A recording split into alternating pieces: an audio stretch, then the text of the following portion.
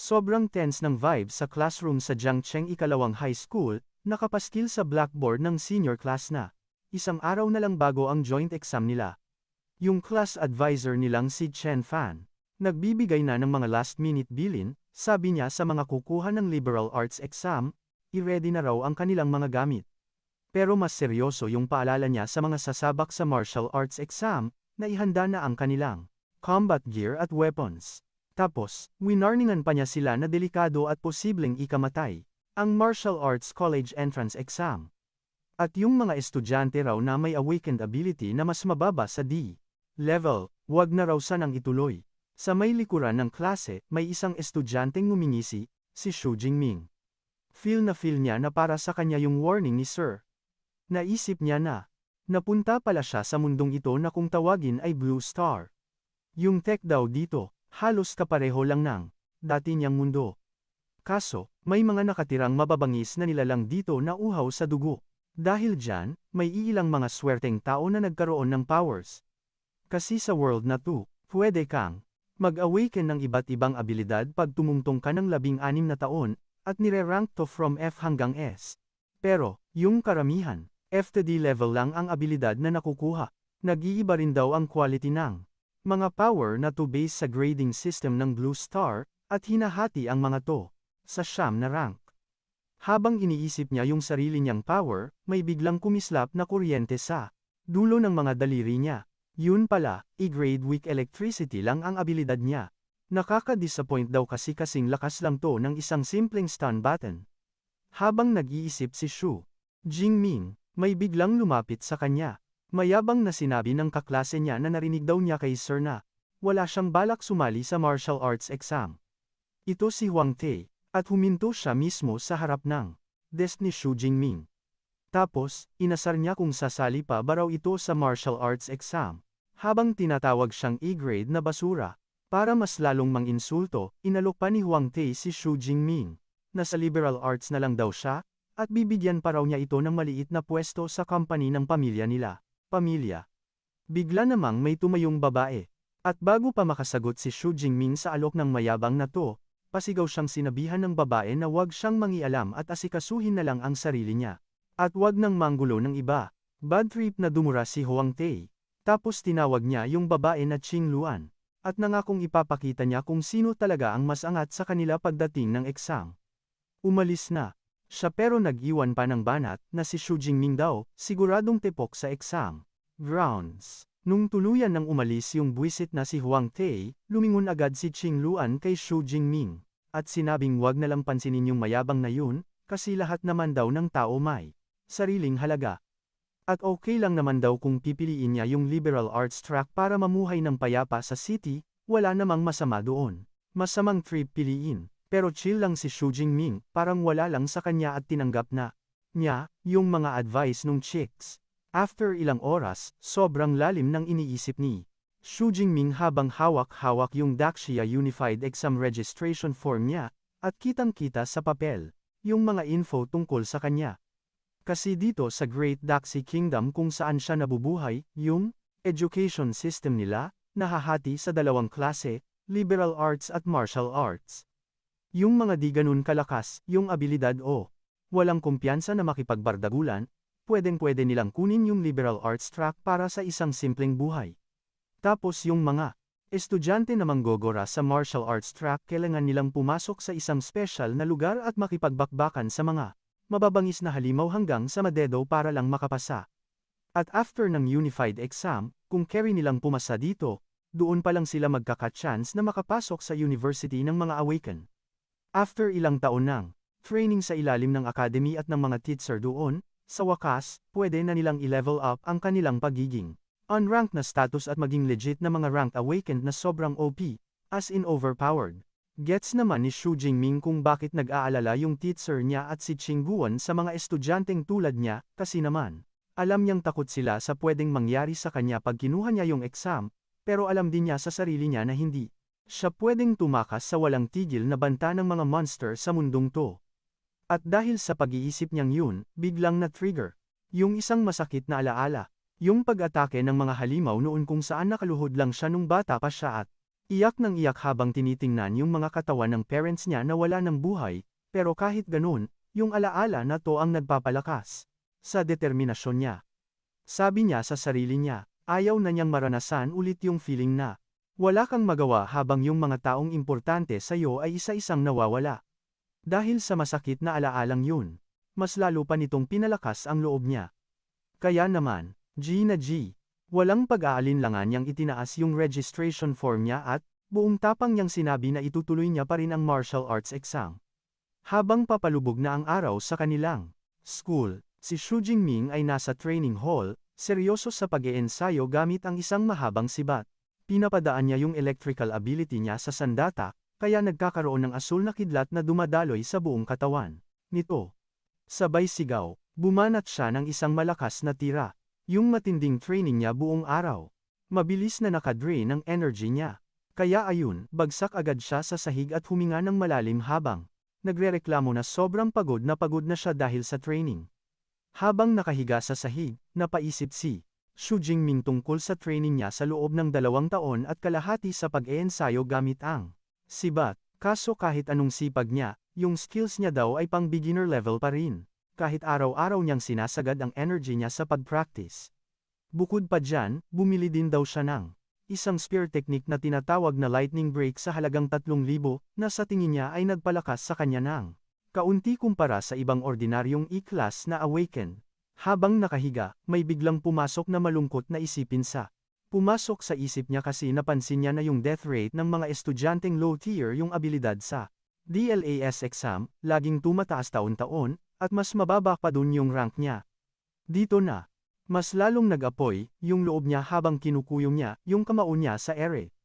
Alam na alam niya, sa sarili niya na para makapasok sa isang awakened university, kailangan niyang isugal ang lahat-lahat. Pagbaba niya ng kamao, may bigla na lang nag-pop up sa harap niya, at sinasabing, nag-start na daw ma-activate ang system. Grabe, nanlaki yung mga mata ni Xu Jingming sa gulat habang pinoprocess niya kung anong trip yung nangyayari. Maya-maya lang, complete na yung activation ng system at may bagong message na nagtanong kung gusto ba niyang kunin yung newbie gift package. Habang bagsak sa sahig, na-gets niyang ito na siguro yung legendary cheat system para sa mga nag-transmigrate. At yung pagkagulat niya, biglang napalitan ng sobrang hype. Sabay isang malaking ngiti ang bumanat sa mukha niya habang iniisip kung anong laman ng gift package. Agad namang sinabi ng system ang laman nito, kung saan magkakaroon daw siya ng isang S-rank na super ability at 2 ability points.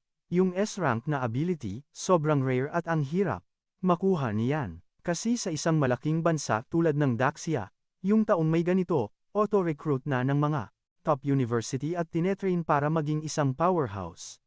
As in, shook si Xu Jingming sa unbelievable na swerteng dumating sa kanya. At dahil dito, nagkaroon siya ng pag-asa na mabago yung dati niyang buhay. Na-realize niya na kahit pinanganak siyang trash na may E-rank ability, yung system na to ang chance niya para baguhin ang tadhana niya. With a solid smile, inabot niya yung kamay niya at mabilis na pinasok sa system at walang pag-aalinlangang kinuha yung newbie gift package na kanina pa nag-aantay sa kanya. Biglang may 3 system windows na lumitaw, sinasabing successful na nakuha yung newbie gift package. Bukod pa dun, sinabi rin ng system na na-add na yung 2 ability points at nag-start na yung system na i-distribute yung bago niyang S-rank ability na tinatawag na Violet Permanent Divine Lightning. Pagkatapos nun, isang sobrang lakas at brutal na kidlat ang mabilis na dumaloy diretso sa puso niya. Nag-umpisang lumabas sa system yung 10% ng process at kitang-kita ngayon si Xu Jingming na sobrang nasasaktan habang unti-unting tinatanggap yung S-rank ability, power niya. At habang tumataas yung porsyento ng process, na umabot na sa 30, mas lalo pang tumindi yung kidlat na tinatanggap ng katawan niya, at ngayon, nagsisimula na ring mawasak yung mga gamit sa loob ng tinitirhan niya. Ilang saglit pa, isang napakalakas na pagsabog, yung nanggaling sa kwarto niya at nakita to ng ilang mga taong naglalakad sa baba ng building. Kaya naman, nag-aalalang nagtanong yung bata sa magulang niya kung anong nangyayari sa bahay ng mga Xu. Agad namang kinuha ng isang lalaki yung phone niya at dali-daling tumawag sa emergency hotline para i-report yung eksenang nakikita niya ngayon at para na rin humingi ng tulong ng bumbero. Balik eksena sa kwarto, shit. 70% na yung process, malapit nang matapos pero, dito na yung part na halos di na carry ni Xu Jingming yung sobrang lala na sakit na nararamdaman niya. Sa buong katawan niya. Tapos, biglang plot twist. Yung langit na ang ganda-ganda kanina, biglang nagdilim at napuno ng itim na ulap. Anyari, syempre, yung mga tao sa baba, Otto takot at nagtataka. Bakit biglang ganito, Bes? Ang nangyari. After ilang minutes, may lumitaw na dambuhalang energy dragon, grabe, nababalutan ng kuryente yung buong katawan. Galing sa madilim na ulap, tapos G na G. Diretso sa building ng bida natin. Meanwhile, sa isang private room, naramdaman agad ng commander ng city yung sobrang nakakakilabot na energy na nanggagaling ilang libong kilometro lang from his location. As in, apektado talaga siya. Bes. Sobra. At ang bad trip na hinala niya, may malakas na monster na may lightning attribute na balak umatake sa mundo nila. Kaya utos siya sa isa sa mga sundalo niya na iset sa highest emergency alert. Yung Jiang Cheng Third Legend. Syempre, mabilis pa sa alas 4 yung isa. Sumunod, balik ulit yung eksena sa building ni Xu Jingming. At eto na, yung dambuhalang dragon na biglang nag-pop out sa langit, super bilis na sumusugod sa kwarto niya. At after lang ng ilang saglit, sapul siya sa katawan. Boom! Tapos sa loob ng kwarto niya. Habang yung malupit na kidlat ay dumadaloy sa buong katawan niya, lalong bumilis yung pag-akyat ng progress bar, umabot na sa 100%. At dito, grabe, sukdulan na yung sakit na nararamdaman ni Xu Jingming. After a few moments, yung matinding energy, nag-subside na.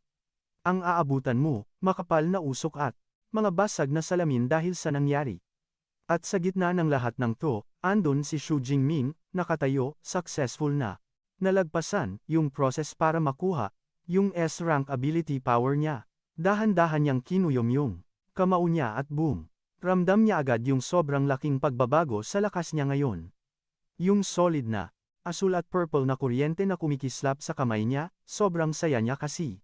Nagets niya na itong bago niyang S-rank ability, ibang level na, bes. Naisip niya, yung dati niyang power, parang electric baton lang.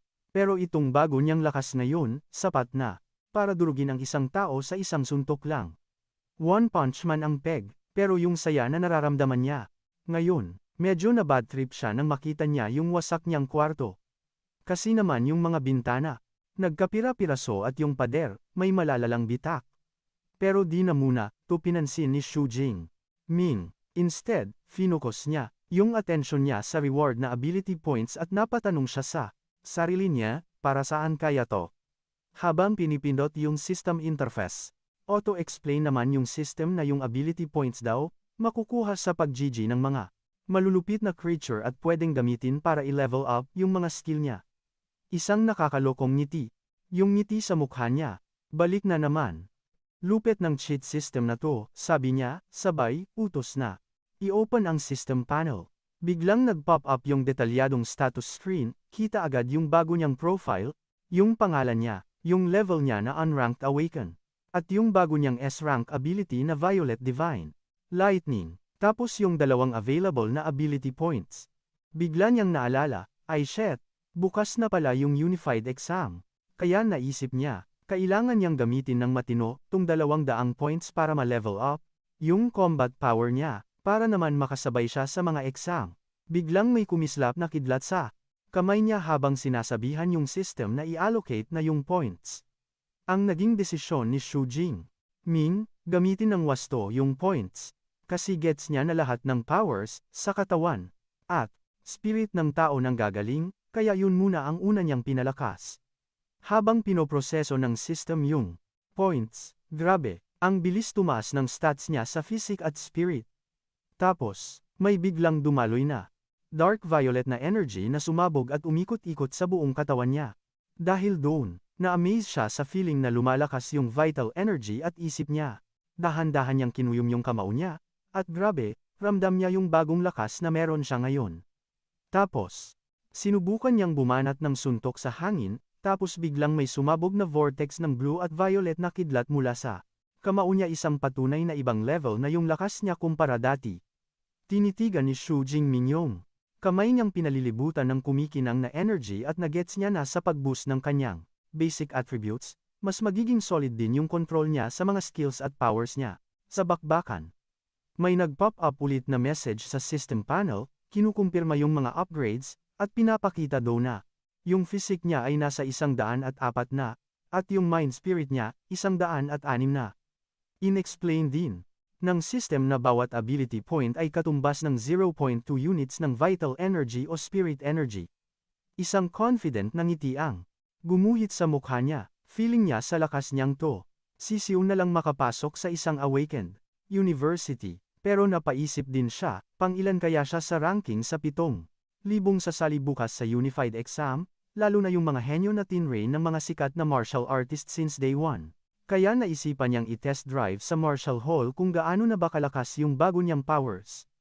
Sabay, sinipa niya pataas yung sibat niya mula sa sahig. At nung sinalo niya, agad niyang ipinaikot. Sa balikat niya at go na siya sa Martial Arts Hall para i-test yung bagong lakas na nakuha niya. Pero habang nag-aayos na si Xu Jingming para makaalis, bigla na lang may sobrang lakas na tumadyak sa pinto ng apartment niya kaya napatigil siya.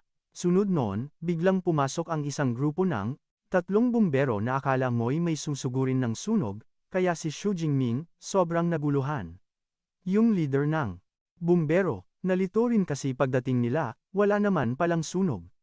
Kaya nagtataka siyang. Sabi ng mga bumbero, may nag-report daw kasi na may sunog sa area, samantala, habang nakatayo sa magulo niyang kwarto, chill lang na nagpaliwanag si Xu Jingming na yung ingay at gulo, galing lang yun sa hardcore training niya, pero okay na daw lahat ngayon kaya no need to worry na.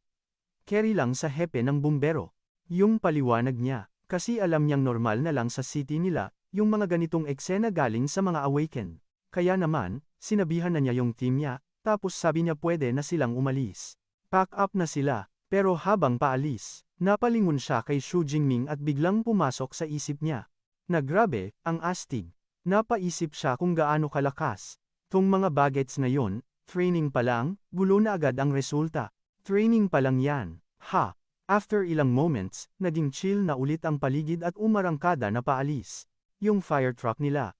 Since clear na ang coast, na si Xu Jingming papuntang Martial Hall, para itest yung bago niyang powers. At habang naglalakad siya, naka-school uniform at may bit-bit na bat, biglang may kumamusta sa kanya, si Uncle Yang, isa sa mga kapitbahay niya. Tinanong siya kung carry lang ba siya after nang gulo kahapon. Sagot naman niya agad, chill lang, okay lang po, under control ko naman po lahat. Tapos, may isa pang kapitbahay na nakapansin sa bat na hawak niya. Bilib na bilib sa kasipagan niya sa pag-training. So ayun, sa kwento, sobrang importante pala ng mga martial arts hall sa mundo nila. Para lumakas, kailangan talaga ng isang awakened na mag-focus sa pagpapalakas ng katawan at spirit. Dito pumapasok yung mga hall, kasi nagpo-provide sila ng place para ma-training. Big deal to kasi di naman lahat ng pamilya afford magkaroon ng sariling training room diba? Yung dalawang pinakasikat na martial arts hall sa Daxi Nation ay yung Thunderbolt at Brutal Bear. At sakto, sa mga oras na dumating na si Xu Jingming sa Thunderbolt Martial Arts Hall. Sabi sa kwento, yung Brutal Bear Hall daw, umaabot ng 100,000 yuan, yung training fee pa lang. Pangmayaman lang talaga. Samantalang itong Thunderbolt Hall, kung nasaan ang bida natin ngayon, libre lang para sa lahat ng high school students, kaya naman sikat na sikat to. Pagpasok niya sa maingay na hall, may nakita si Xu Jingming na pamilyar na mukha sa isang grupo ng mga estudyanteng nagkukumpulan.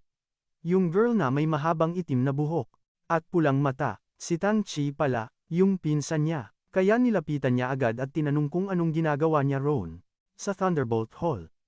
Lumingon naman agad si Tang Chi nung narinig niya yung pamilyar na boses.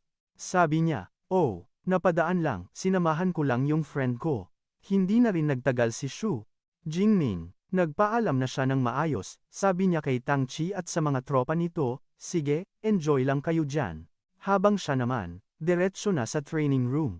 At habang papalayo si Xu Jingming, tinititigan siya ni Tang Chi, tapos napaisip na parang may iba sa kanya. Sa tabi naman niya, yung friend niyang si Xiaoya, na-fall agad sa looks ni Xu Jingming. Ang pogi naman, sabi niya, sabay. Tanong kay Tang Chi kung sino yung Gi. Sabi naman ni Tang Chi, Pinsan ko yan. Si Xu Jingming. Isang third-year student din naka-level nila. Sasabak sa martial arts exam bukas. Sagot naman ni Xiaoya, super kilig. Perfect jowa material daw yung gay para sa kanya. Inasar naman siya ng tropa nilang lalaki kasi halatang halata na raw na type niya at G naman siyang agree. Pero nung narinig ni Tang Chi yung pinagsasabi ni Xiaoya, na feel niyang kailangan niyang gisingin yung girl sa katotohanan. Binagsak niya yung balita na yung talent ng pinsan niyang si Xu Jingming ay E-rank lang pala. At yun, yung balitang yun ang biglang bumasag sa trip ni Xiaoya, sabay sabi na sayang lang daw yung itsura. Yung tropa naman nilang Gi, ngumisi nang may pagkaangas at sinabing astig na rin daw para sa isang E-rank ang sumabak sa martial arts exam. Pero si Tang Chi, parang praning at sinabing walang kwenta yung tapang. Kung sobrang delikado naman ang pwedeng mangyari. At kung siya lang daw ang masusunod, never niyang hahayaan. Yung pinsan niyang sumali sa exam na yun. Pagkatapos, biglang iniba ni Tang Chi yung usapan. At ni-remind niya yung barkada na andun sila para i-check yung hall, hindi para magchismisan lang ng kung ano-anong bagay. True, sabi ni Xiaoya, at shinare niya na sa mamahaling brutal hall siya nag-aaral, at first time niya palang daw makaapak dito. Kaya nagyaya siyang mag-chill muna sila bago yung bigating exam. Meanwhile, si Xu Jingming naman, nakatayo ngayon sa isang walang taong training room sa Thunderbolt Hall. Nasa harap siya ng isang dambuhalang bilog na target, bit-bit yung spear niya. At nung hinawakan niya yung gitna ng spear, na-feel niyang parang gumaan to kumpara dati. Kaya na-realize niya na hindi yung spear yung nagbago, kundi yung katawan niya mismo yung lumakas. Bukod pa dun, iniisip niya rin na baka di na bagay sa kanya tong luma niyang weapon. Pero dahil bukas na yung unified exam, wala nang time para maghanap pa ng bago. Kaya naisip niyang itest muna yung max level ng lakas ng katawan niya, yung walang lightning ability. Huminga siya ng malalim, hinigpitan yung kapit sa spear, tapos sinugod niya to ng buong bilis gamit lang yung pure strength niya. Ilang saglit lang, sapul na sapul, yung spear sa gitna ng target. Nang may sobrang solid na lakas. As in, may parang pagsabog at malaking crack na iniwan, na parang binomba ng kung anong weapon. At yung digital display sa taas ng target, kumislap at lumabas yung score, 32 puntos. Yung gamit pala sa room ay gawa sa special memory alloy, kaya automatic tong nagre-repair mula sa ataking tinatanggap galing sa nagte-training. Shook si Xu Jingming nung nalaman niyang yung pure strength ng katawan niya ay doble na pala kumpara dati. At alam niyang yung max output para sa isang normal na unranked awakened, ay hanggang 100 calories lang. Kaya grabe, iba talaga, yung base strength niya.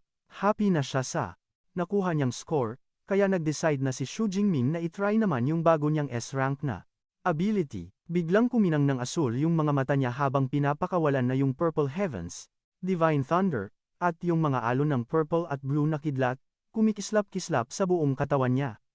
Tapos sa isang malakas na swing ng kamay niya, hinampas niya yung spear sabay sugod sa target, at nung tumama to ng sapul na sapul, biglang may sumabog na super lakas na kuryente. Tapos, yung numero, grabe, paakyat ng paakyat. Shit, pagtingin niya sa score ng atake niya, umabot sa 3,021 calories, ang lupet. Ang saya-saya ni Xu Jingming, di niya kinaya yung lakas ng S-rank powers niya. Kasi diba, yung standard para sa isang first year awaken, mga 1,000 calories lang dapat. So yung fact na kaya niyang bumanat ng ganung kalakas, na parang mid-tier first rank awakened na, grabe, yung potential niya, di ba? Pero teka, di pa siya. Tapos, habang kumikidlat-kidlat pa sa paligid niya, sinabi niyang, kulang pa to, di pa to yung limit ko. So ayun na, naisip niyang ilabas na yung astig niyang killer move isang technique, na pinagsama-sama niya yung buong lakas, powers, yung S-rank na kidlat, at yung galing niya sa bakbakan, lahat sa isang atake gamit yung spear niya. Binuhos niya lahat ng energy sa sandata niya hanggang sa naging balot na balot sa matinding kulay ubeng kidlat. Pazigzag yung takbo niya, parang ang lawak ng galaw, habang palapit ng palapit yung dulo sa target. Nung tumama, boom, isang dambuhalang pagsabog ng purple energy, kinain lang naman yung gitna ng target. Tapos, di pa dyan natapos. After sumabog, nagkaroon pa ng sobrang lawak na shockwave. Sign na sobrang OP nung atake na pinakawalan niya, shit, Samantala, sa main hall ng stadium, nagpanik yung mga estudyante nung bigla na lang nilang naramdaman na yumayanig yung sahig. Sabay-sabay silang nagtanong, "Uy, lindol ba yun?" Akala nila lindol. Sa same floor, malapit lang sa pwesto ng bida natin, andun din yung tropa nila Tang Chia. Muntik na silang matumba nung naramdaman nila yung bahagyang pagyanig sa buong paligid. Napansin nung isa nilang kaibigang lalaki yung malakas na pagbabago ng kulitan na energy. Sabi niya level na daw yun ng isang tunay na awaken. Nagtaka sila, may bagong awakener ba na level na student dito sa Thunderbolt Hall? Kasi, ang alam nila, lahat ng mga sikat at malalakas na awakener sa Brutal Hall nagte-training. Dahil sa chismis, alam ni Tang Kei na malapit lang sa pwesto nila yung pinanggalingan ng malakas na pagsabog. Kaya sabi niya sa mga tropa niya, "Tara, puntahan natin, kailangan nating makita yan." G na G, sinundan agad ng barkada, yung source ng energy, tapos sa pagliko nila sa isang kanto, sakto, nakasalubong nila si Xu Jingming na papalabas na, at yung talim ng dala niyang sibat, nakabalot sa makapal na tela. Nung nagkaharap na sila, medyo nagulat si Tang Kei na makita yung pinsan niya. Tinanong niya tuloy, "Saan ka punta, insan?" "Chill lang." Sumagot si Xu Jingming. Sabi niya pauwi na daw siya para mag-review sa exam bukas, pero yung astig, di man lang nagpakita ng kahit anong sign na galing siya sa matinding laban. Di na rin siya masyadong inusisa ni Tan Ki. Binati na lang niya tapos sabi, "Good luck bukas sa unified exam, ha, at wag daw niyang kalimutan mag-ingat." Pero yung epal nilang kasama, biglang bumanat ng pabalang. "Huy, nakalimutan niyo na ba? Nila to kasi malapit na daw sila sa pinanggagalingan ng grabeng energy." After ilang moments, finally, nakarating na rin sila sa pinto ng training room, kung saan sila dinala ng kanilang senses. Di na sila nag-hesitate pa at binuksan na nila agad yung pinto, tapos bumulaga sa kanila yung sobrang laking wasak na pader at mga kalat na sirang gamit sa loob. Bukod pa dun, napansin din nila yung memory alloy target, na panukat sa power level ng isang nagte-training. Sila Tank, Xiaoya, at yung tropa, tulala lang. Na shook kasi di sila makapaniwala sa tindi ng damage na ginawa sa training room ng school nila. Pumasok sila isa-isa, tapos sabi ni Xiaoya, kahit daw yung advanced memory alloy target, wasak. Ibig sabihin lang nun, sobrang tindi ng attack na tumama dito. Kaya naman napaisip siya at tinanong niya yung mga kasama niya kung may kilala ba silang estudyante sa city nila sa Jiangcheng na may ganoong level ng lakas. Pero yung isa nilang kaibigan, kinontra, yung sinabi ni Xiaoya, sabay hawak sa gilid ng butas. Seryoso niyang pinaliwanag na yung natitirang energy, sobrang brutal daw. Para sa isang high school student lang, kasi hanggang ngayon daw, ramdam niya pa rin yung sobrang tindi ng energy na iniwan nung gumawa nito sa kwarto. Dagdag pa niya, hinala niya raw baka may isang nilalang na may tier 2 superpower ang aksidenteng napadpad sa floor na to at naisipan lang itest yung lakas niya. G naman yung dalawa pa nilang kaibigan, kasi kahit daw yung mga henyo galing sa capital city, hindi raw kayang gawin to. Kaya malabo na may taga dito sa maliit nilang city na may kayang gumawa ng ganito kalaking damage. Pero may ibang hula si Xiaoya, sabi niya, yung nag-iisang taong nakita nila sa paligid ay si Xu Jingming, at baka raw isa talaga siyang lodi na expert na tinatago lang yung totoong power niya at naghihintay lang ng tamang tiyempo para sa exam bukas. Agad naman siyang inasar ng mga kaibigan niya at sinabing baka nasosobrahan lang siya sa pagbabasa ng mga nobela kaya kung ano-ano na yung naiisip niya. Sabi naman nung isa, si Xu Jingming daw, kilala lang na may rank level at swerte na lang daw yun kung aabot pa yung lakas niya sa 300 puntos. Yung di namang laging nambabara sa bida natin, pinatigil niya yung mga kasama niya sa mga walang kwentang usapan. Sabi niya, yung mas makatotohanang paliwanag ay baka yung malakas na energy user ay dumaan sa kabilang hallway. Kaya hindi na nila yun naabutan. Sabay tingin niya kay Tangki na kanina patahimik, tinanong niya kung anong say niya. Agad namang sumagot si Tank, pero chill lang yung sagot niya na baka nga tama yung hinala nung isa. After niyang sumagot, mas lumapit pa siya para i-check yung damage na naiwan sa pader. At habang pinapadaan niya yung dulo ng mga daliri niya, napansin niya yung marka ng malalim na butas na parang ginamitan ng matulis at mahabang weapon. Biglang nag-flashback sa isip niya yung pinsan niya na may dalang sibat at isang malakas na hinala ang nabuo sa isip niya at tahimik niyang tinanong sa sarili kung yung pag-exam ba ni Xu Jingming. Ang martial arts track, Bes, hindi lang yan para palakasin ang sarili mo. Kinabukasan, sobrang ganda ng sikat ng araw, perfect weather para sa day ng unified exam, na pinakaaabangan ng lahat ng estudyante. At kasabay niyan, dumating ang 1,212 bus sa isang dambuhalang lote, tapos bumaba na yung sangkaterbang sa sali, bitbit ang kani-kanilang mga armas. Sa harap nila, kitang-kita yung parang ghost town. Kaso, halatang-halata yung mga wasak na building. At syempre, isa sa mga exam ay ang lodi nating si Xu Jingming, na chill lang na naglalakad, sobrang confident, habang pasakay yung sibat niya sa balikat. Meanwhile, sa kabilang banda, nagkukumpulan yung ibang mga estudyante sa tabi ng mataas na bakod, sinisilip yung exam area na may halong pagka-amaze at kaba. May isang maingay na estudyante dun, tinuturo yung isang monster, sabi ba naman. Mas weak daw yung mga halimaw sa mga nakaraang exam kumpara ngayon. Kaya sa tingin niya, magiging sobrang hirap ng exam this year. Habang nagkakalat ng kaba yung mga bagets, biglang may isang boses na ang yabang ng dating ang umeksena sa gitna ng crowd, isang matangkad at long-haired na dude na may dalang dambuhalang espadang nagrant dahil sa pagiging duwag daw nila. Sinabi niya na kung sino man yung hindi kayang harapin at natatakot sa level ng monster na yan, wag na raw ituloy ang exam. Sign lang daw yun, na hindi sila deserve ang makapasok sa mga sikat na university.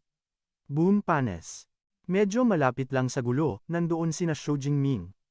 Tinanong niya yung tropa niyang si Luigi o kung sino yung mayabang nagi. G naman agad si Lia, at inexplain niya na base sa pagkakaalam niya, yan daw si Jing Yang, yung henyong estudyante galing sa number 1 high. At hindi lang yan, besh. Ayon pa sa mga chismis na nasagap niya, si Zhou Mingyang daw ay may B-rank na ability na tinatawag na Agile Gale. At gamit daw ang power na to, naka-level up siya from no rank to tier 1. Grabe, yun yung isang napaka-rare na achievement para sa isang high school student. Tinitigan naman ni Xu Jingming yung prodigy na may confident. Nangiti at matapang na tingin, sabay tanong sa isip niya, sino kaya mas malakas sa mindalawa? Biglang may sumigaw ng malakas na kumuha sa atensyon ng lahat ng kandidato, dahil dun, lahat sila, biglang nanahimik at napatingin kung saan nanggaling yung boses. Isang opisyal na mukhang astig, may peklat sa mukha at naka-military uniform, ang nagpakilala bilang si Wang Ha, ang head commander ng exam. Sabi niya, bago raw magsimula ang exam, may mga importante muna siyang paalala. Habang nakatayo siya sa ibabaw ng isang military vehicle, in-announce ni Commander Wang Hayang na ang exam ay tatagal ng 12 oras, mula alas 9 ng umaga hanggang alas 9 ng gabi. At itong malawak at wasak na syudad sa likod niya ang magiging battleground ng exam.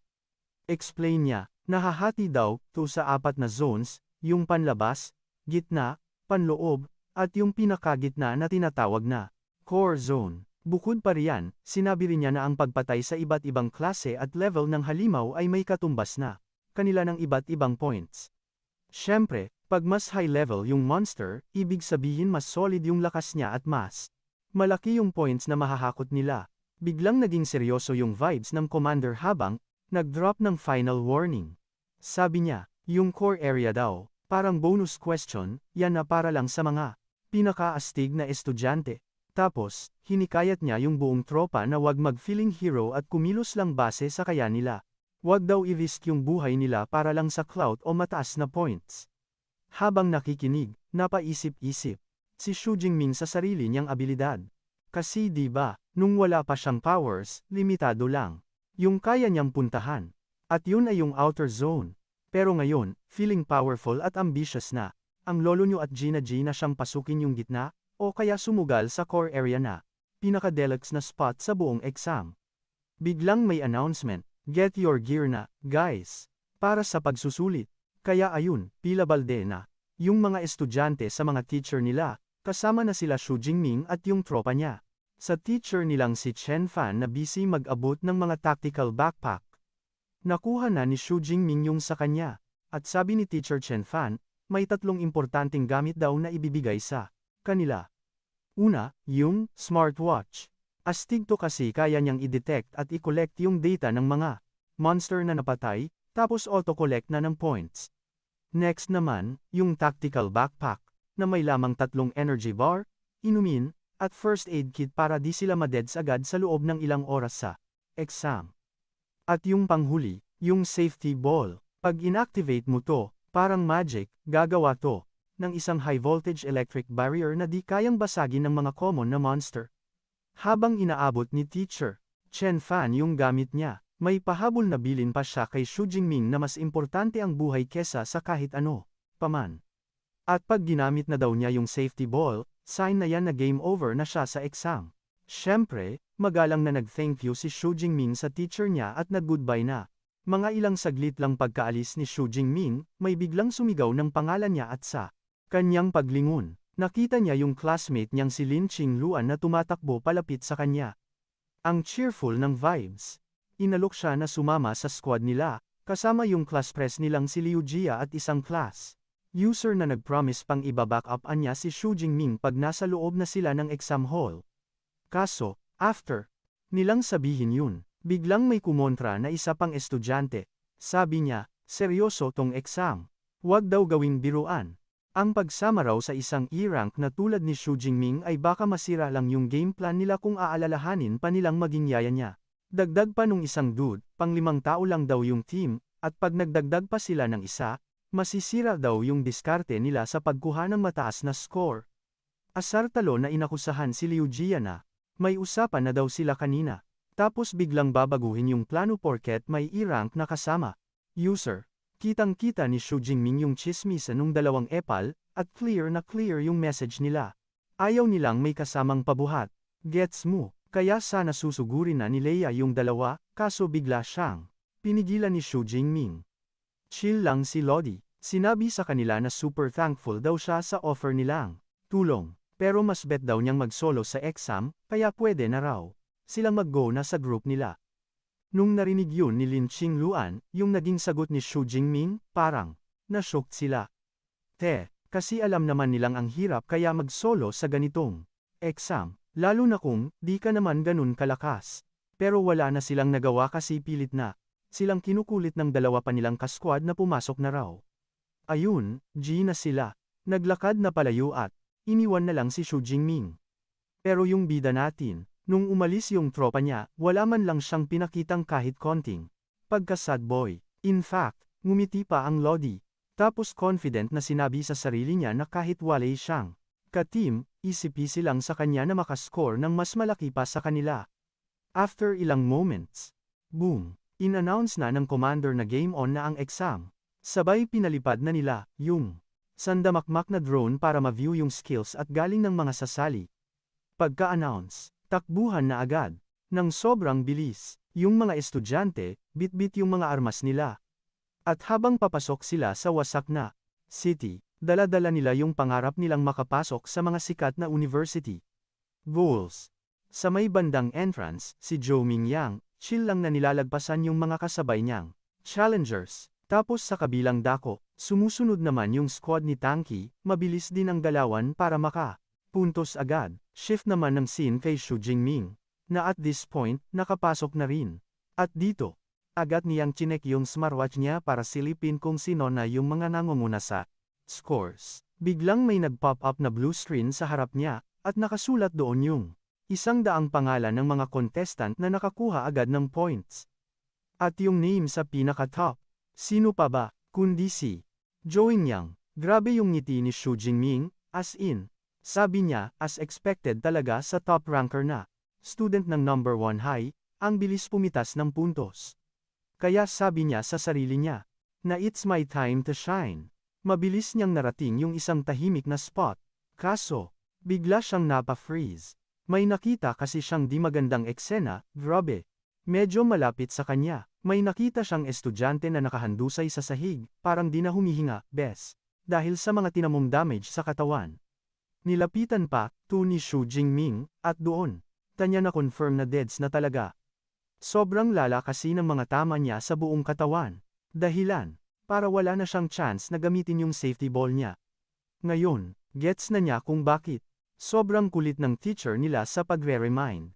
At naisip niya, kung di pa niya na-awaken yung S-rank ability niya, for sure, Baka ganyan din ang ending niya.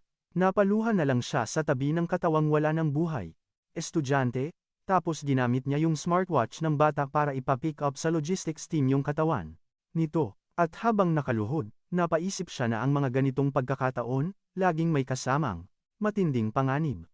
Biglang nanlaki mga mata niya kasi pagkatapos niyang tumawag, may narinig siyang kaluskos na papalapit sa pwesto niya at gets niyang hindi yun tao. Mula sa dilim ng isang wasak na building, dahan-dahang nagpakita yung isang malaking paa na may matatalim na kuko. Ilang saglit lang, isang mabangis na shadow cat na kumikinang ang mga violet na mata ang tuluyang lumitaw. Agad na gets ni Shujming yung nakakatakot na setup, ginawang pay ng mga halimaw yung patay na estudyante para sa susunod nilang bibiktimahin. Kahit grabe, yung nakakakilabot na ungol ng shadow cat, chill lang siya at pinag-isipan yung mga next move niya. Ungol yung halimaw sabay sugod, nakaamba na yung mga kuko, pero mas mabilis si Xu Jingming. Sa isang swabe at natural na galaw, iniwasan niya yung atake at hinayaang lumagpas yung halimaw sa tabi niya. Ganda ng landing ng shadow cat at yung mga kumikinang nitong mata, titig na titig pa rin sa target niya. Sabi na nga ba, legit yung reputasyon nito bilang bagitong killer na sobrang liksi, may matatalim na kuko, at kagat na may puwersang higit 1,000 kilo. Umungulto ng malakas, parang nananakot lang kay Xu Jingning. Habang kaharap yung halimaw, napaisip siya kung bakit sobrang delikado ng mga nilalang na to. Alam niya na ang mga ganitong klaseng monster ay may kakaibang aura na kayang mag-paralyze sa takot sa mga biktima nito. Narinig niya na karamihan sa mga awakened, kapag unang beses makaharap ng fierce beast, natutulala at di makalaban, at hindi magamit kahit 30% ng lakas nila habang naninigas ang katawan at nagiging pagkain na lang. Pero yung mga rich kid na pamilya, nagpapadala ng bodyguards o trainers para sanayin yung mga anak nila sa aura ng mga ganitong halimaw simula pagkabata, isang pribilehiyong di niya naranasan ever. Alam niyang ito na yung una niyang totoong laban, ang bakbakan kontra sa isang fierce beast. Kaya naman, hinanda niya yung sibat niya habang sumugod ulit yung shadow cat. Bigla nitong dinambahan si Xu Jingning. Habang nakaunat, yung matatalim nitong kuko, at nakabuka yung bibig, ready nang manakmal anumang oras. Pero steady lang na nakatayo ang ating bida, at biglang kumislap ang mga lilat pulang kidlat sa kanyang sibat, habang nag-iipon siya ng lakas. Sa isang mabilis at saktong-saktong galaw, itinarak niya yung sibat sa ulo ng shadow cat habang nasa ere pa ito. Pagbagsak nito, GG na, dahil tuluyan ng bumaon ang kanyang sandata, kaya naman on the spot itong namatay. Tinitigan niya ito ng seryoso at na-realize niyang walang epekto sa kanya yung aura ng halimaw. Biglang may lumitaw na asul na holographic window galing sa smartwatch niya, na nagsasabing nakapatay siya ng isang unranked fierce beast na shadow cat at nakakuha siya ng 3 dagdag na puntos. Bukod pa roon, may paliwanag din yung system na ang mga fierce beast ay nakarank mula 1st order hanggang 9th order. Yung mga hindi pasok sa ranggo ng 1st order ay tinuturing na mga unranked na halimaw. Parang sa mga awakened peeps. Sinilip ni Xu Jingming yung mapa ng exam venue sa kanyang watch, alam niyang bawat monster na matetegi ay may katumbas na points, pero bitin siya sa kakarampot na premyo na nakukuha niya. Naisip niya, sobrang liit ng points galing sa mga unranked na halimaw. At dahil alam niyang kebs lang siya sa aura ng mga fierce beast, nag-decide siyang wag nang magsayang ng oras sa outer zone at G na siya diretso sa mas delikadong central area.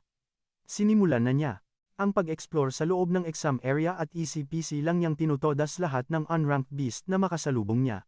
Walang preno niyang pinagpapatay yung mga shadow cat, iron fig, at mga lobo, na nagbibigay sa kanya ng mga 3 hanggang 5 ability points bawat isa. Pero may na-realize siyang weak spot sa diskarte niya. Habang palaki ng palaki yung puntos niya, nalaman niyang kulang pa pala siya sa aktual na bakbakan experience. Sobrang OP kasi ng S-rank ability niya. One hit lang yung mga unranked beast, kaya lang di naman siya natututo ng totoong fighting skills. Tapos, problema pa niya yung malakas na energy consumption pag ginagamit yung bago niyang power. Grabe kasi yung energy na kailangan para lang magamit yun. Hindi tulad nung dati niyang E-rank ability na kayang tumagal ng halos 3 oras, yung bago niyang S-rank power, wala pang 1 oras, ubos na. Alam niyang 5 Oras yung exam kaya kailangan niyang mag-conserve ng energy. Kaya, nag-isip siya ng bagong diskarte, ubusin yung mga fierce beast gamit lang yung spear technique niya para makakuha ng battle experience at the same time, makasave ng energy. Habang go lang siya ng go, bigla na lang may sumulpot na bagong kalaban.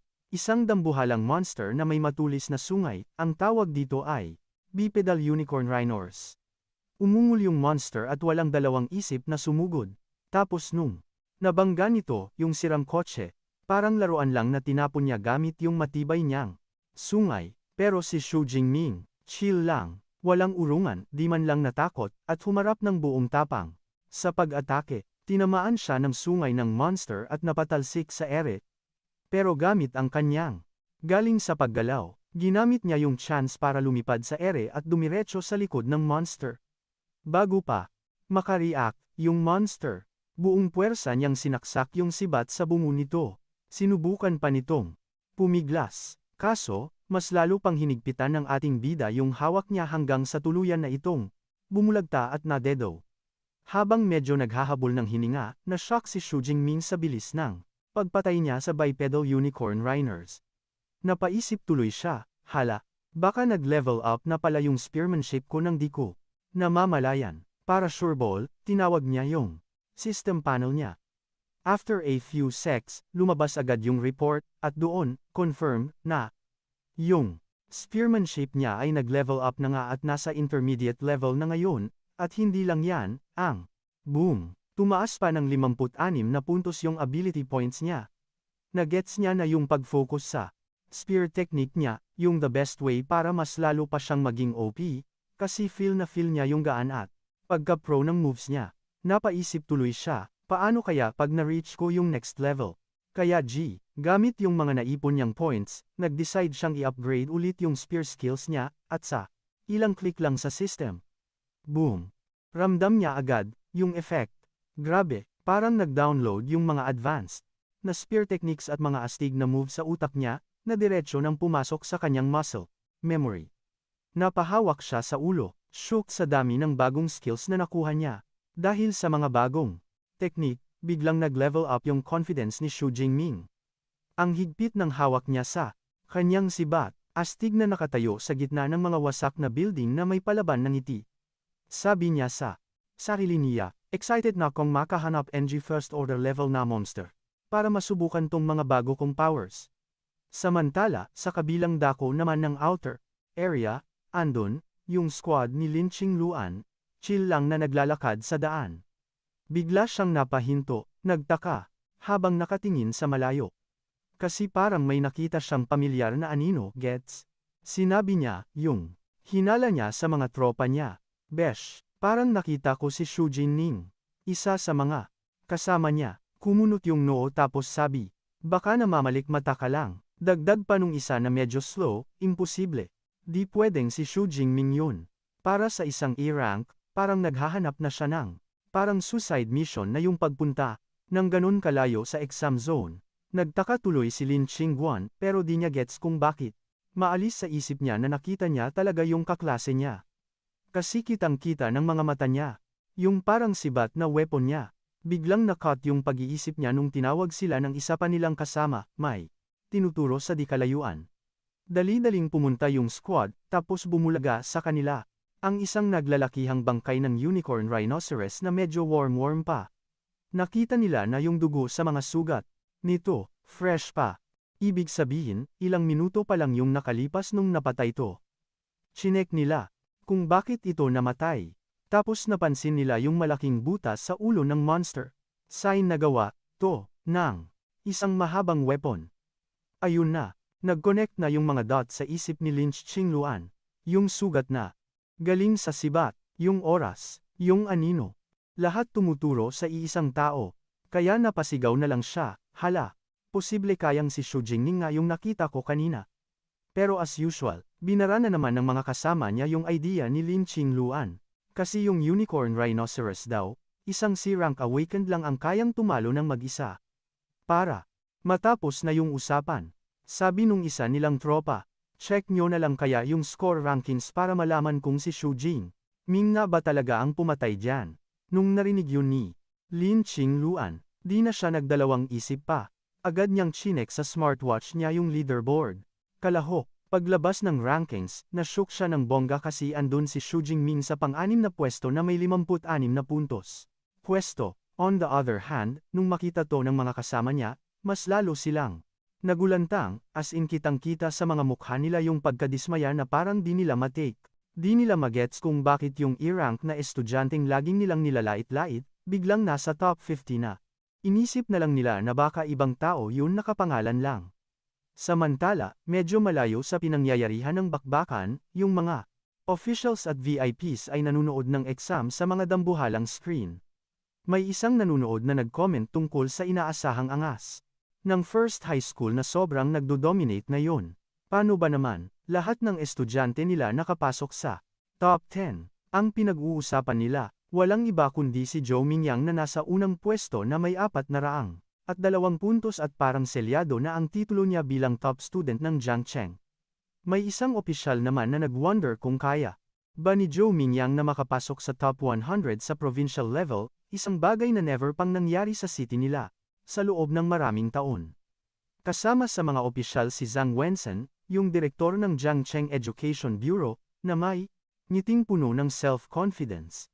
Agree siya na si Zhou Mingyang ang pag-asa ng bayan, ika nga, at naniniwala daw siyang makakapasok to sa top 100 ng provincial rankings.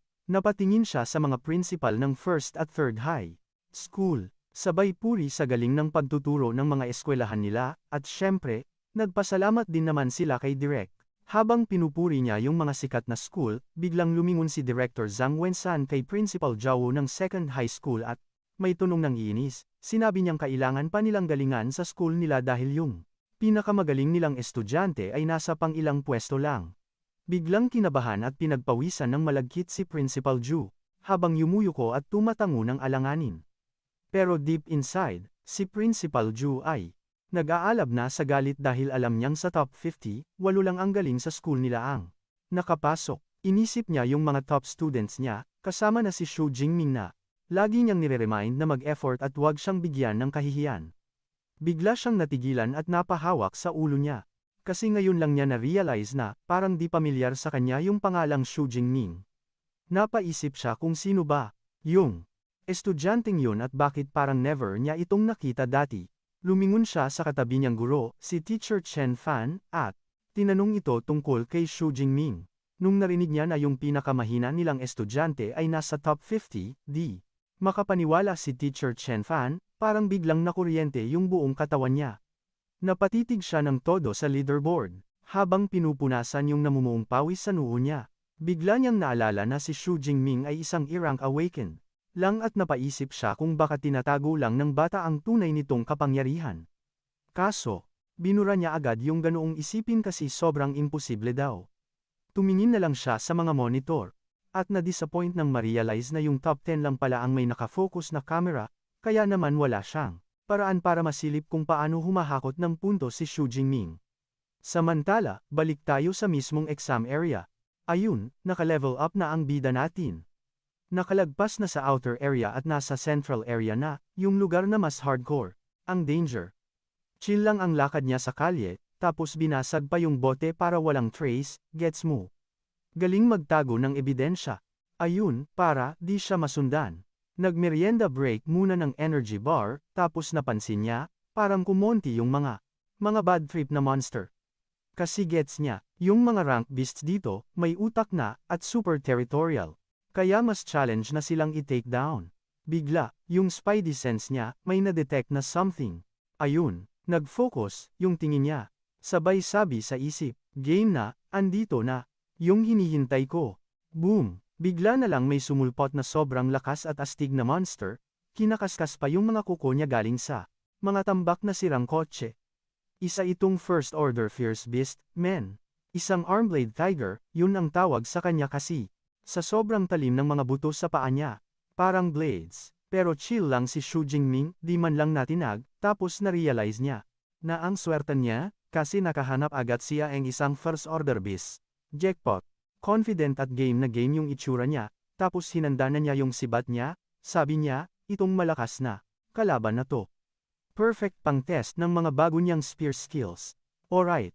Ayun. Nag-roar ng malakas yung Armblade Tiger tapos G na G sumugod, ready nang gamitin yung power claws niya.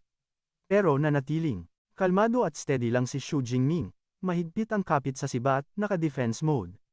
Sa isang smooth na pag-ikot, napari niya yung unang atake ng monster. Ginalingan niya sa pag-defend laban sa matatalim nitong kuko. Gamit yung blade ng spear niya. Ramdam na ramdam ng Armblade Tiger yung lakas ng tira ng bida natin, kaya medyo napaatras ito. Pero si Xu Jingming, di man lang na-shock. Nakasmirk pa nga, tapos inasar yung tigre, at tinanong kung yun na ba yung buong lakas ng isang First Order Beast. Tapos naisip pa niya na parang kailangan pa niyang kalabanin yung mga boss monster para ma-unleash niya yung full potential niya. Ayun, na-trigger yung monster sa pang-asar ng bida natin. Parang sinabi nito na, tatapusin na kita, maya-maya lang. Sumugod na rin si Xu Jingming. Mabilis siyang tumalon, tapos sinabayan din naman siya ng Armblade Tiger. Nung magkakabangga na sana yung mga atake nila, bigla na lang nag-vanish si bida sa harap ng monster. Sabay, ginamit niya yung bago niyang skill. Bigla na lang siyang sumulpot sa ilalim nito at isang malinis at malalim na saksak sa balikat ng tigre ang pinakawalan niya, kaya grabe yung pagdudugo. Umigi. Sa sobrang sakit at galit yung monster, pero di siya binigyan ni Xu Jingming ng chance para makabawi. Sa kanyang kalmado at focused na forma, lalo lang na-trigger yung First Order Beast. Biglang nag-glow ng nakakatakot yung mga mata niya, parang warrior na G anytime. Tumayo pa ito sa dalawang paa, at parang naging higante sa harap ni Xu Jingming. Nag-roar ng sobrang lakas, parang naghahanda at nag-flex ng full power niya. Ang bilis bumagsak ng mga dambuhalang blades niya, diretso kung nasaan ang bida natin, pero sa bawat swipe ng matatalim niyang kuko, easy-peasy lang itong iniiwasan ni Xu Jingming gamit yung mga bago niyang moves. Diskarte. Grabe, yung reflexes niya. Easy lang sa kanya i-dodge lahat ng atake tapos dinamit niya yung buwelo para umikot sa isang poste ng ilaw at naiwasan yung mga deathly claws.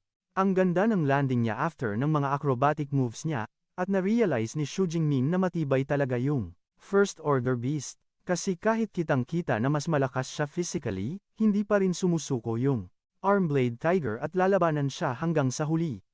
Pero, nag-decide na siyang tapusin na ang laban, kaya hinigpitan niya ang hawak sa sibat niya at sinimulan ng i-activate yung spear technique niya. Ang tinutukoy niyang technique ay yung Lightning Gale Break, at biglang may parang buhawi ng blue energy na bumalot sa weapon niya. Sa isang malakas na sigaw at sa huling banat ng kalaban, sinalo ng buong buo ng Armblade Tiger ang atake ni Xu Jingming. Yung sibat niya, gumawa ng sandamakmak na light arcs at sa isang kisap mata lang, halos madurog yung kalahati ng mukha ng monster. Sabay silang bumagsak sa lupa, pero yung bida natin, nakatayo ulit, habang yung kawawang monster, naliligo na sa sarili niyang dugo at GG na. Biglang may nag-pop up na notif sa smartwatch ni Xu Jingming, kino-confirm yung pagkapatay sa isang First Order Armblade Tiger at binigyan siya ng 5 ability points. Napansin niya na yung initial ability points ay halos doble pala yung points galing sa isang First Order Beast kumpara sa isang unranked na monster. Biglang may pumasok sa isip niya, na-realize niya na habang yung exam hall ay delikado para sa iba, para sa kanya, perfect place to para i-level up yung skills niya, at para makapag-farm ng mas maraming ability points. With this new determination, nangako siya, na mag-iipon siya ng sandamakmak na ability points hanggat kaya niya sa pag-hunt sa mga pinakamalakas na monster sa lugar na to. Meanwhile, doon sa audience seats, sobrang tense ng atmosphere, habang pinapanood ng mga official at teachers yung live rankings. At dito, pinapakita sa leaderboard na si Xu Jingming, umarangkada na sa ranking, may 32 at 28 na siyang puntos. Isang official yung napalingon kay Teacher Chen Fan, sabay tanong kung yung astig na estudyanteng yun galing sa klase niya. Bigla tuloy naging center of attention si Chen Fan. Pinupuri na siya ng ibang teachers at humahanga sila kasi siya lang yung kaisa-isang estudyante mula sa klase niya ang nakapasok sa top 50 galing sa school nila. Bukod pa dyan, pinupuri din nila yung teaching style niya. Kaya nagsagsast yung isang teacher na sa susunod, kung may chance, invite siya para i-share yung mga nalalaman niya. Nashook si Chen Fan at very humble niyang tinanggihan yung papuri, sinabi niyang, dahil lang yun sa sariling sipag ng mga estudyante niya. Naputol yung chika nila nung may biglang sumigaw at tumuro, sa leaderboard screen. At ngayon, makikita na yung ranking ni Xu Jingming, biglang lumipad pataas. Biglang pumalo yung rank niya sa pang-25. At yung official na nakaturo sa leaderboard screen, lahat na shocked at di makapaniwala kasi humakot si Xu Jingming ng 4 na puntos agad-agad. Ang bilis. Grabe, sabi ni Director Zhang Wensa, based daw sa scoring system ng exam, yung isang peak rank na monster, katumbas na ng 6 hanggang 8 puntos.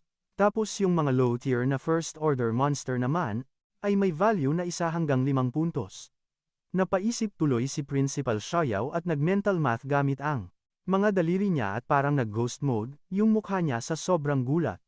Bigla niyang naalala na yung bilang ng mga na-takedown na ay nag-a-update every 4 na segundo, kaya may pumasok na wild na ideya sa isip niya. Ayon sa nakakashock na calculation ni Director Zhang Wenshan, in short, sa loob lang daw ng 4 na segundo, si Xu Jingming ay sure na nakapatay ng 5 sunod-sunod na peak rank na monster, o kaya naman, 3 first-order beast. Napangiti ng malaki si Lodi habang iniisip na, matagal na kong di nakakakita ng ganitong talent. Tapos, lumingon siya kay Principal Xiaoyao at sinabing, "Uy, may potensyal yang estudyante niyo ah." Sabay tanong kong, bakit di sikat yung pangalan niya dati? Si Principal Xiaoyao, medyo na-awkward pa at hindi alam ang isasagot. Umamin na lang na ngayon niya lang din narinig ang tungkol kay Xu Jingming at sinabing, kailangan nating tanungin yung homeroom teacher niyan. Agad niyang tinawag yung kinakabahang teacher na si Chen Fan at sinabihan, i-explain mo nga yung situation, paano mo na-handle ang pagtuturo kay Xu Jingming, lalo na kung paano siya nagkaroon ng ganyang talent. Sa harap ng pinaka-big boss ng education sa city, nanginginig si Teacher Chen Fan habang ine-explain yung di kapani-paniwalang katotohanan. Pastutar pa niyang inamin na si Xu Jingming daw, naawakan lang ang isang E-rank ability, as in, yung weak na kuryente lang. Na-shock at di makapaniwala si Principal Xiaoyao sa sinabi ni Teacher Chen Fan at seryosong nagtanong, sure ka ba diyan? Tama ba yung proseso mo? Mabilis na sumagot si Chen Fan. Oo, sure na sure ako, at dinagdag pa niyang. Pinayuhan pa nga niya ng bongga si Xu Jingming na wag nang sumali sa exam dahil sa sobrang baba ng rank ng ability niya. Sa tabi nila, lalong na-curious si Director Zhang Wenshan sa ating bida, based daw sa alam niya, para sa isang student na may E-rank ability na makarating ng ganito kalayo, dapat may iba pa yang special skills.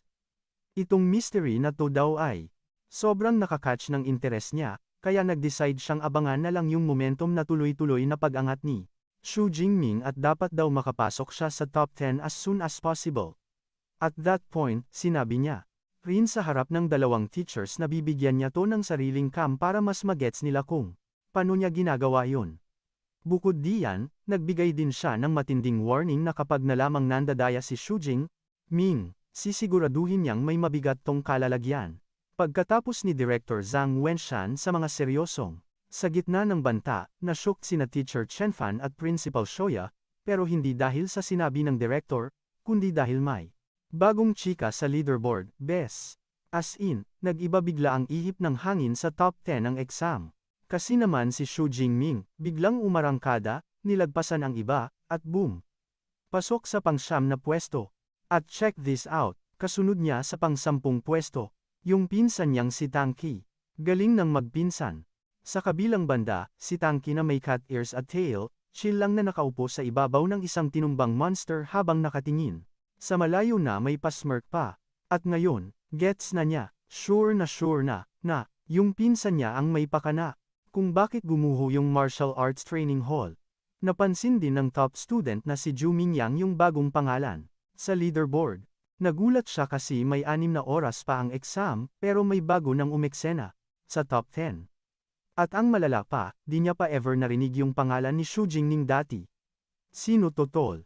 Dahil pasok na sa top 10 si Lodi, G naman si Director Zhang Wenshan na tuparin ang promise niya, kung saan nagpadala siya ng isang secret camera drone para i-stalk si Xu Jingming. Ayos. Kitang-kita sa feed kung gaano niya kadaling tinudas ang isa pang first order beast gamit lang yung sibat niya. Easy peasy.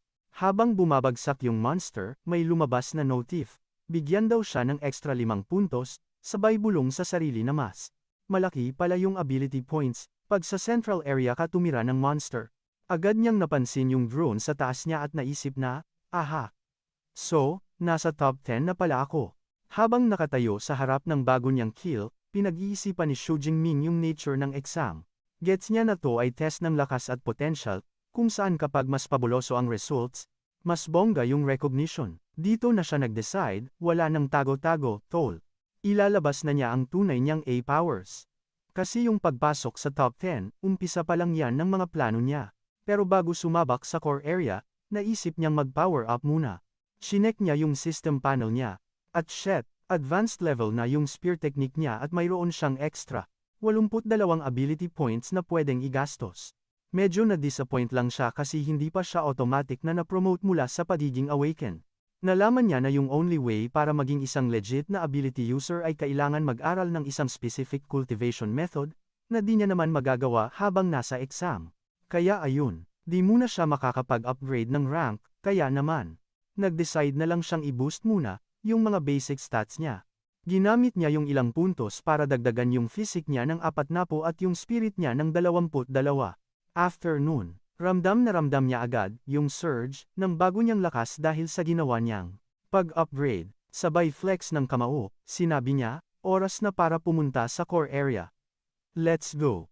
Ilang minuto lang, nakarating na siya sa entrance ng core area, kung saan magaganap ang totoong bakbakan, na may pinakamataas na rank. After noon, bigla niyang na-sight yung medyo brutal na scene kung saan, isang tropa ng siyam na Armblade Tiger ang chill lang na nilalapa yung bangkay ng isang rhino. Mula sa isang safe spot, chinek mabuti ni Xu Jingming yung grupo at agad niyang nagets kung sino yung isa. Sa gitna na mas dambuhala at mas matindi yung aura. Yun yung Armblade Tiger King. Imbes na kabahan, aba, nakita niya to bilang isang golden opportunity para makahakot ng maraming points. Habang nagpe-prepare, siyang gumalaw. Bigla siyang may naramdamang ibang presence, kaya napahinto siya saglit. Seryoso. Niyang sinabihan, yung kung sino man na wag nang magtago at magpakita na, tapos mula sa isang sulok, biglang sumulpot si Zhu Mingyang. Paglabas pa lang niya, pinuri niya agad si Xu Jingming sa pagiging alerto nito. Inamin din niya na di niya inexpect na isang mysterious student na tulad niya ay makakapasok sa top 10. Nakilala naman ni Xu Jingming yung top student at tinanong kung paano nalaman ni Zhu Mingyang kung sino siya. Explain ni Zhu Mingyang, pamilyar daw siya sa lahat ng malalakas na posibleng makapasok sa core area. At dahil di raw kilalang astig sa pag-rank up si Xu Jingming, personal daw siyang nag-background check. Ilang saglit pa, biglang hinawakan ni Zhu Mingyang yung handle ng espada niya, parang anytime huhugutin na, sabay sabi na kanina pa niya minamanmanan yung tropa ng mga Armblade Tiger. Agad kinutuban ng masama si Xu Jingming at seryosong nagtanong kung balak ba nitong agawin sa kanya yung mga monster. Mabilis namang sumagot si Zhu Mingyang nang makita. Tinyang seryoso na yung mukha ni Xu Jingming at inexplain na wala siyang balak na mang-agaw. Plus, sinabi pa niya na yung Armblade Tiger King ay isang malakas na mid-tier first order monster na may kasama pang siyam na Armblade Tiger. Yung ganitong kalaban, di raw kayang solohin lang, kahit gaano pa siya kalakas. Kaya inalok niya na mag-team up na lang sila para tumbahin ang grupo. Pero, diretso siyang tinanggihan ni Xu Jingming sa dalawang salita lang, sabay sabi na, di na kailangan. Tumayo siya ng tuwid, at kitang-kita sa tingin niya yung buong-buong kumpiyansa na kaya niya to. Mag-isa at di niya kailangan ng tulong ng kahit sino.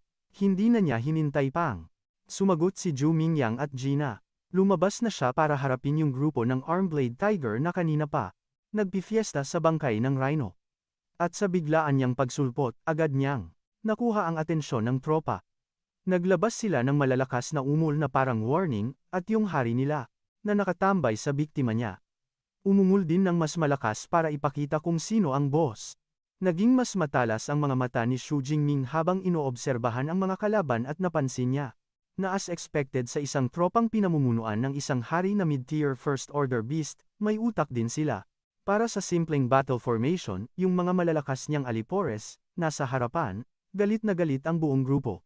Sabay-sabay na ready nang umatake yung buong tropa. Pero, may isang tigre na biglang nag-solo, humiwalay sa pack at ang bilis sumugod habang Umuungal ng beast mode papunta kay Shu Jinming. Mula sa kanyang taguan, si Zhou Mingyan, nood-nood lang na parang di makapaniwala, at super curious. Kaya nag-decide siyang panoorin muna, yung bakbakan kasi gusto niyang malaman kung si Shu Jin ba ay nagpapakamatay lang o may tinatago siyang alas para maging ganyan ka-confident. Sa pagharap sa sumusugod na monster, chillax lang si Shu Jingming, kalmado lang ang aura habang hinahanda yung sibat niya. Sa isang mabilis na galaw, grabe, pinaikot niya yung sandata niya ng sobrang tulin at yung handle, parang naging blur na bilog na lang habang nag-iipon siya ng energy para sa kanyang atake. Boom! Nagpakawala siya ng super locking spinning slash na bumuo ng isang malakas na arko ng puwersa, parang solid na hangin na humataw papunta sa grupo ng mga halimaw.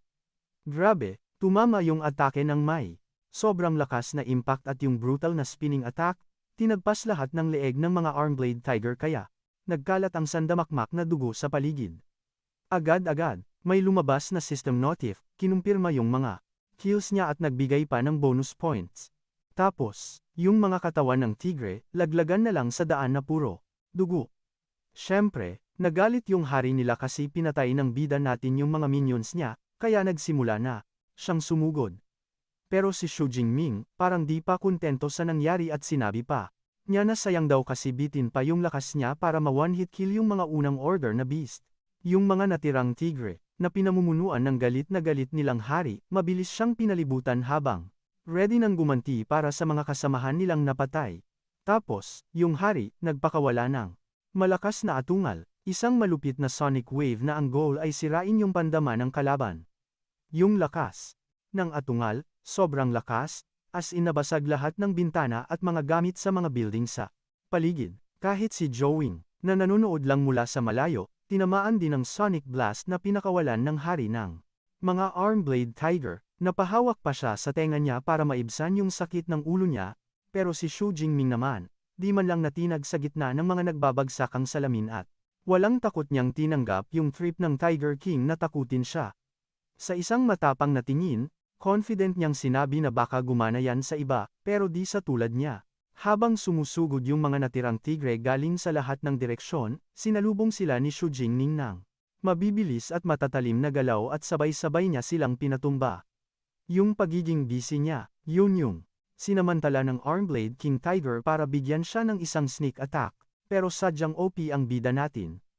Hindi tinabla ng sonic wave yung pandama niya, kaya mabilis niyang na-block yung patagong atake. Pagkatapos niyang dumepensa, ginamit niya yung katawan ng halimaw, na parang tulay para tumalon sa ere, sabay iwas sa ikalawa nitong atake. Nakita naman ng Armblade King Tiger, yung eto na ang chance para banatan ni Shu Jingming yung monster. Kaya naman, G niyang sinalubong yung atake, para matapos na ang bakbakan. Pero teka, mas mabilis palang nakaporma si Shu Jingming. Habang lumilipad sa ere, binwelo niya yung sandata niya palikod para mas makakuha ng mas solid na puwersa. Tapos sa isang mabilis na bagsak, all out niyang iwinasiwas yung dulo ng kanyang sibat pababa, at sapul sa ulo ng Armblade King Tiger. Yung nakakakilabot na impact, instant na dinurog yung buong bungo niya, na naging dahilan ng instant KO nito. Ang ganda pa ng landing niya sa lupa habang lumitaw yung system notif. Kinukumpirma na na-takedown niya ang isang upper rank na First Order Armblade King Tiger na nagbigay sa kanya ng solid na 20 ability points. Mula naman sa kanyang pinagtataguan, di makapaniwala si Zhou Mingyan, na shocked siya. Nanginginig at pinagpapawisan sa nasaksihan niya. Hindi niya kinaya, bes. Bulong niya sa sarili, no way. Paanong isang tao lang ang kayang tumapos sa isang buong squad ng mga ganung klaseng monster? Napaisip tuloy siya kung si Shu Jingming ba ang totoong halimaw. Samantala, si Shu Jingming naman ay sobrang saya at na-amaze sa dami ng ability points na na-farm niya mula sa grupo ng mga Armblade Tiger. Ngayon, atat na siyang malaman kung ilang points pa ang mahahakot niya bago matapos yung 2 oras na exam. Kasi gets niya, mas maraming puntos, mas malakas na power-up ang makukuha niya. Kaya naman, nagpa siyang mag-grind na at hanapin ang susunod na mob bago pa maubos ang natitirang oras.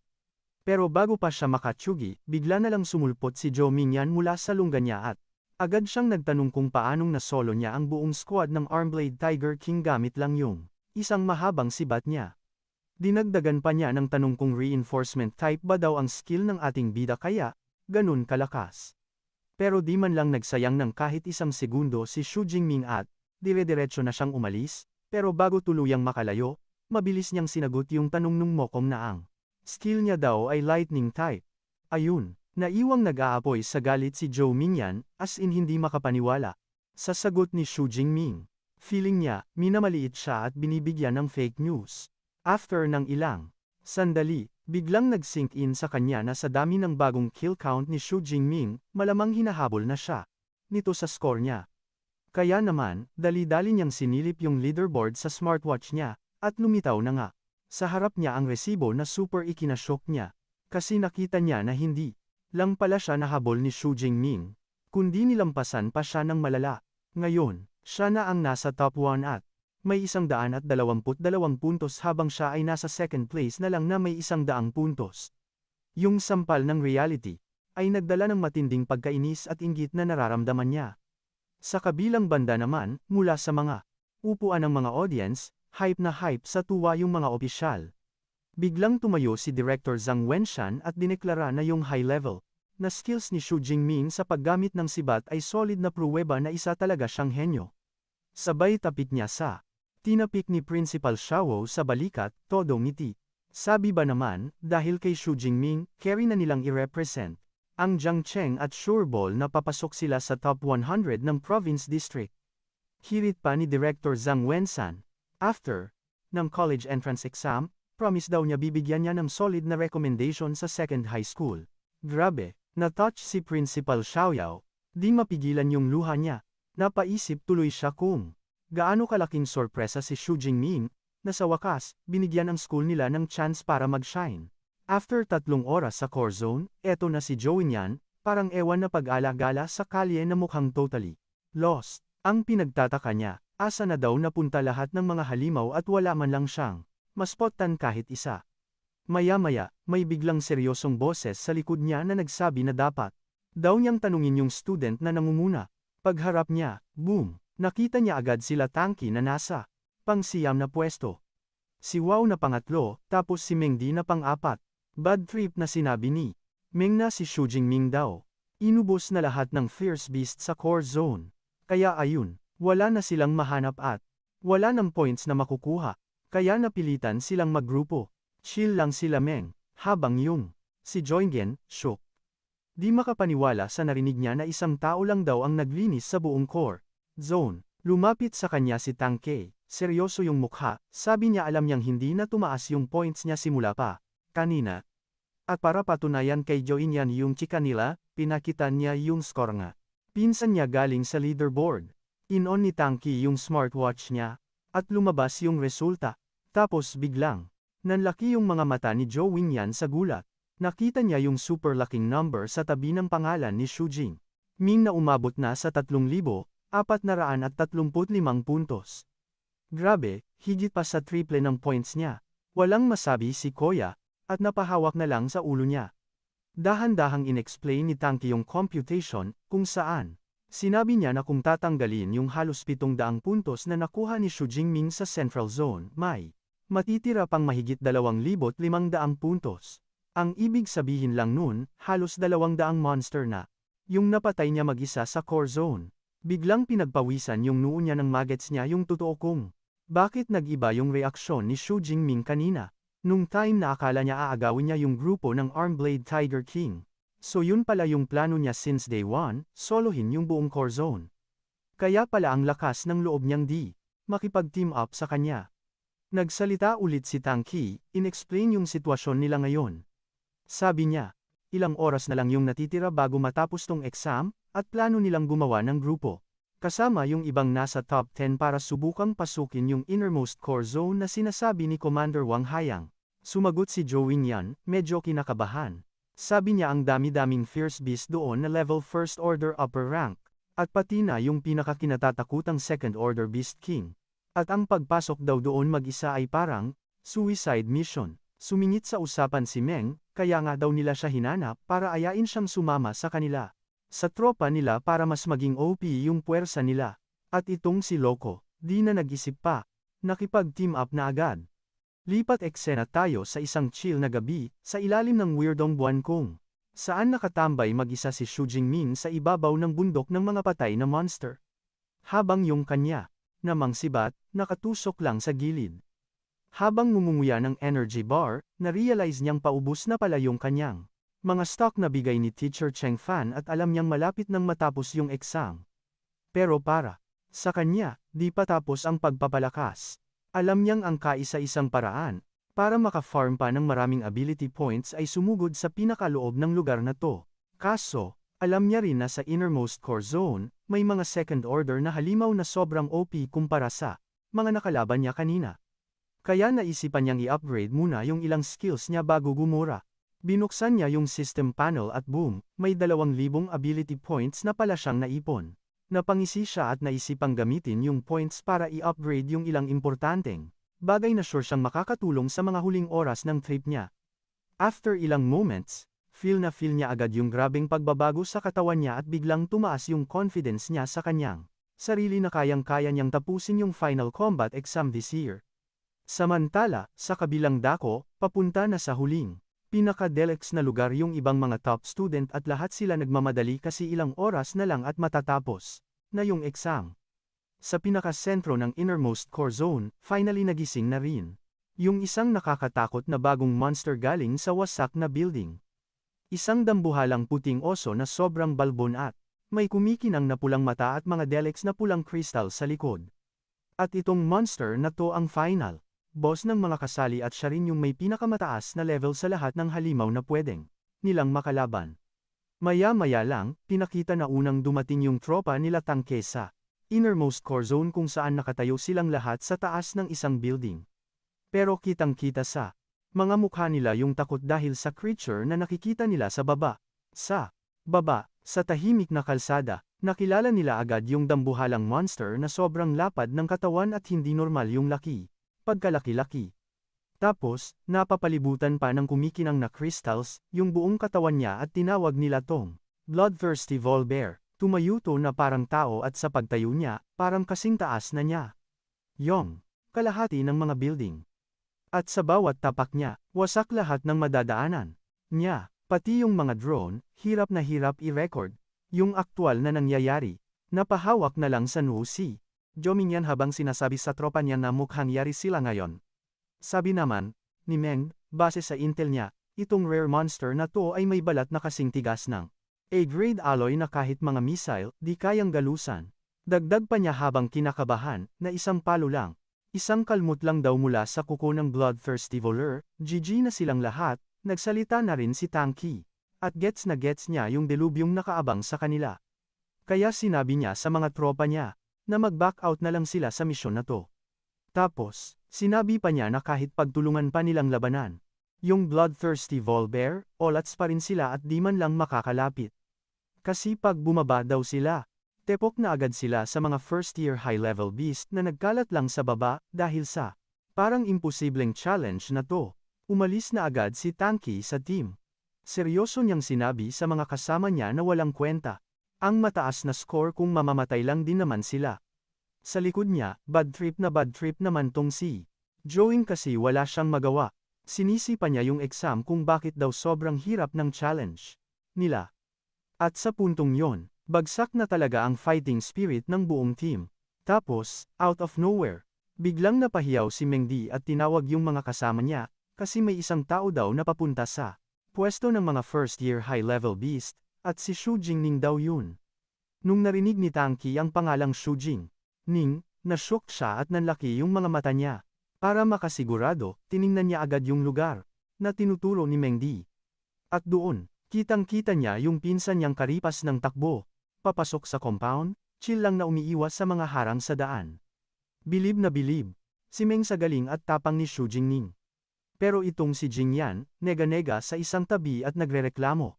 Kasi daw, suicide mission lang, yung ginagawa niya at walang kakulkul doon. Dahil sa biglaang pag-eksena ni Xu Jingning sa teritoryo ng mga high-level beast, na-sense agad nila siya. Dahil dito, walang paligoy-ligoy, galit na galit silang sumugod sa kanya. Pero angas na tumayo ang bida natin, dala ang solid niyang fighting spirit. At sa isang kisap mata lang, dalawang sunod-sunod na monster ang agad niyang tinodas.